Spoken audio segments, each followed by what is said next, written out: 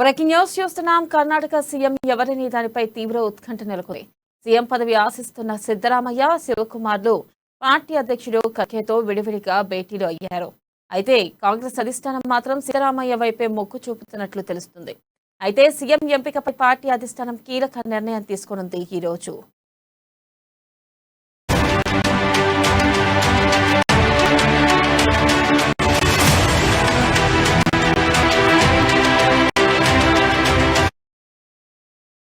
ఇక కర్ణాటక పరిణామాలపై చర్చించేందుకు పార్టీ అధ్యక్షుడు మల్లికార్జున ఖర్గే నివాసంలో కీలక సమావేశం జరిగింది. ఇందులో కాంగ్రెస్ మాజీ అధ్యక్షుడు రాహుల్ గాంధీ, ఏఐసిసి ప్రధాన కార్యదర్శి కేసీ వేణుగోపాల్, కర్ణాటకకు చెందిన కొందరు కొత్తగా ఎన్నికైన ఎమ్మెల్యేలు పాల్గొన్నారు.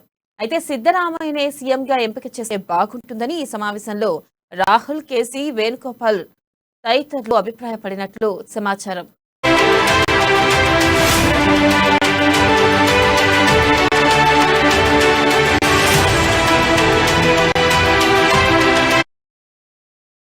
ఇక కేపీసీసీ అధ్యక్షుడు డీకే శివకుమార్ ను గౌరవప్రదమైన పదవితో ఎలా సర్దుబాటు చేయాలనే అంశంపైనే అధిష్టానం చర్చలు జరుపుతున్నట్లు చెబుతున్నారు.